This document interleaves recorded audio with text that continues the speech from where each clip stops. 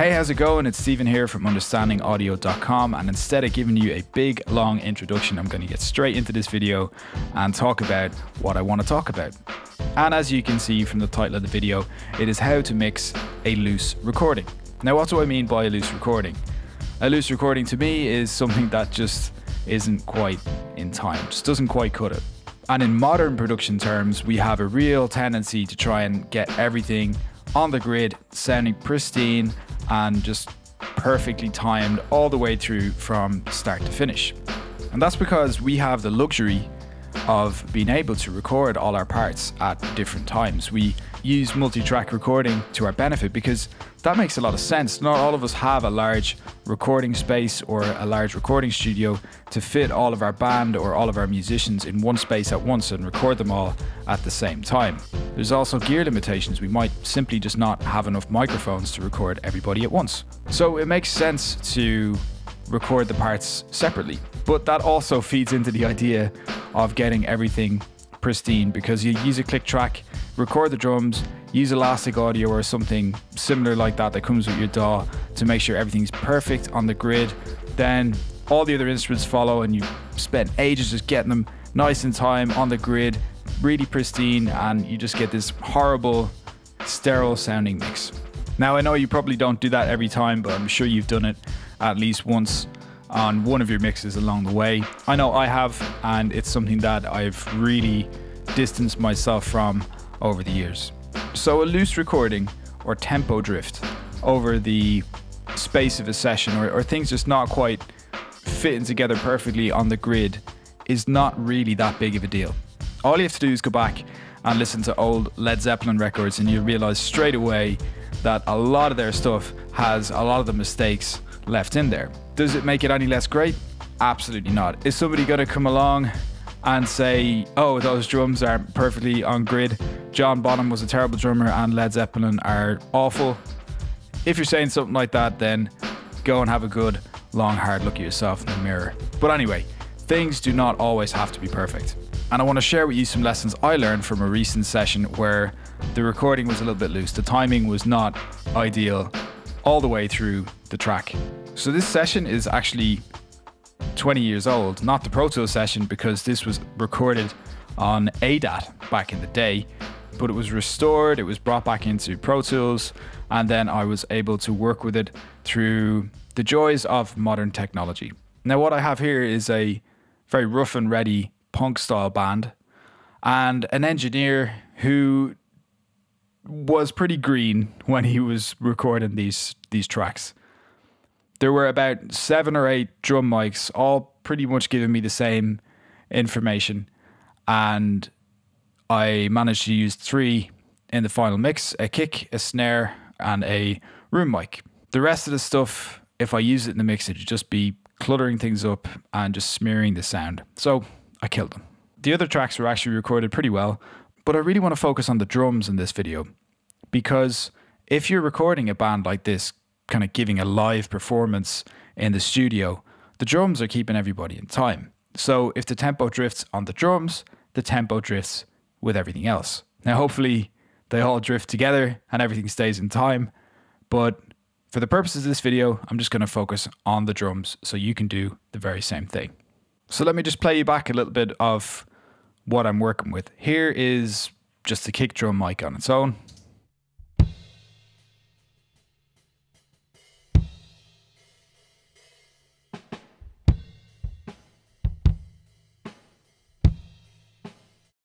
So as you can hear, there's a lot of spill on this mic. You're getting the kick, but you're also getting the snare, you're getting hi-hats. It's no real big deal because you can gate a kick drum to remove a lot of that, but this is what we're working with. Now, I will add a little note in at this point to say that none of this is mixed.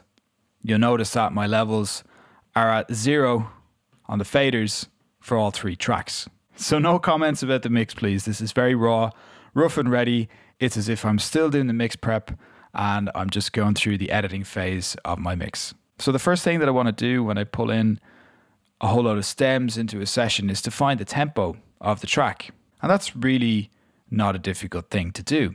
The best way of doing it is to come in on the kick drum, and I zoomed in right into the middle of a kick drum hit. So I'll just click here, somewhere before the first hit.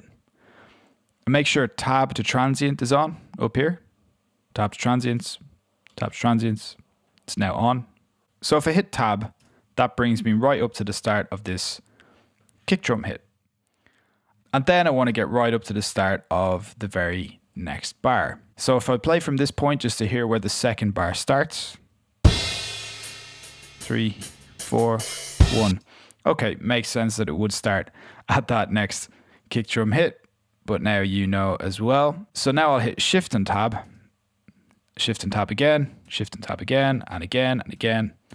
And it brings me up to the next kick drum hit. So we got a bar. So we can use identify beat in Pro Tools. Go up here to events and hit identify beat, or you can use the quick key of Command and I. I'm here, so I'll click this. Change your location, the start location to bar 1 and the end location to bar 2. Done. So this little exercise tells you that the tempo of this track is 76.0607 BPM, 76 BPM. That means that when you come down here and activate your click track, if it's not already active, and you play back your drums, everything should sound really nice and in time with the click. 3, 4, 1, 2, 3, 4.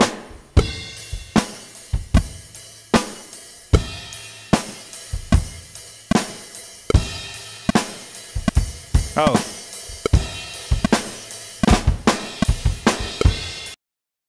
Yeah, so that's not in time at all at 76 BPM. There's a lot of tempo drift going on here. So at this point, I can actually feel you wanting to put in those warp markers, go into Elastic Audio and fix up those drums, make them sound perfect, pristine. No, stop. Just stop. Remember that there are other parts playing at the same time. You fix the drums, everything else goes out of time. So keep the vibe, so keep the feel there. So my choice, mainly because this was recorded 20 years ago, was to set up a tempo map. And I'm going to explain exactly what a tempo map is right now. So when we set the tempo, we designated this as the start of bar 1. The start of this kick drum is the start of bar 1. That makes sense. So that would also make sense that this is the start of bar 2, which it is. But after that point, after here, things started to get a little bit hairy and pretty much out of time. So if I play from here, 2, 3, 4. Yeah, there's the start of, well, let me switch into grid mode. There's the start of bar 3. Okay, back into slip. And here's the start of that kick drum transient. Again, resist the urge to move this kick drum from here to there. Remember that whatever you do to the kick also affects the snare, also affects this room mic, and you're going to get yourself into a mess. So I've got a way better solution for you. Remember this tab to transient, hit that again. Right, so you're at the start of bar 2. So tab, tab, tab, tab, tab, tab, tab, tab. Oh, look, this is the start of bar 3. So then you hit Command and I, and you're going to add a beat marker. This is the start of bar 3. And you have made this the start of bar 3. So 1, 2, 3, 4. Oh, this must be the start of bar 4. Nope. No, not 54. Bar. No, not, oh God. What's bar 4? Whew. 2, 3, 4. And this would be, yep, bar 5.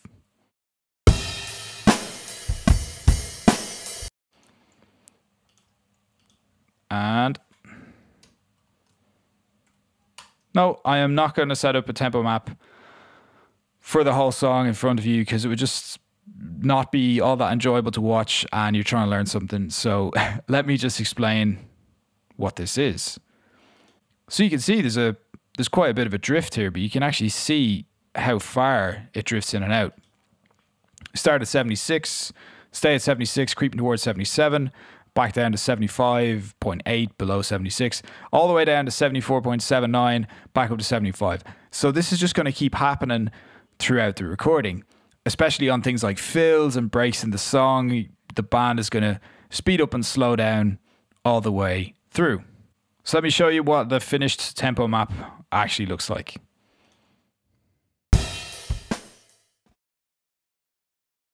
All right, so that took me about 3 days to do. I am completely worn out, but here you can see my tempo map.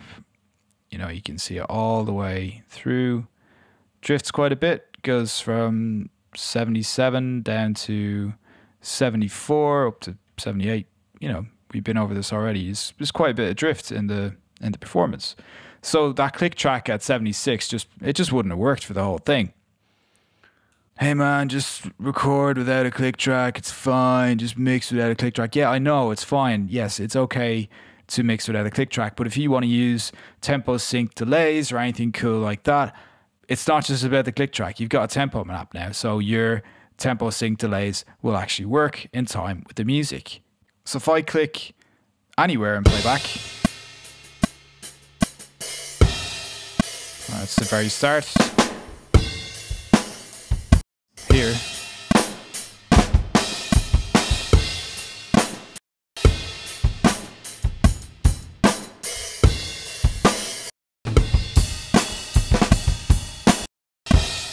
So the drums are in time with the click because we've tempo mapped it and we've made the click sit with the drums. We've reverse engineered a click track to fit with the drums. And all going well, everything else will be in time with the drums. So I'm sure you can see that this little exercise is actually really beneficial. It puts you in a position where you're not wrestling with the idea that everything is out of time. It's probably all in time with each other. Like I said, in this track, there's all sorts of mic bleed going on. It's a very live, fairly loose recording, but when it all comes together in the mix, it actually sounds fine because that's the style of the music and it's what people were going for. And remember, we have to stay true to the song and the original intention of the artist at all times. That is our job as a mixer. And you know, I mentioned earlier about Led Zeppelin and those recordings where there was a couple of loose things, you know, timing changes, all that sort of stuff, mistakes left in.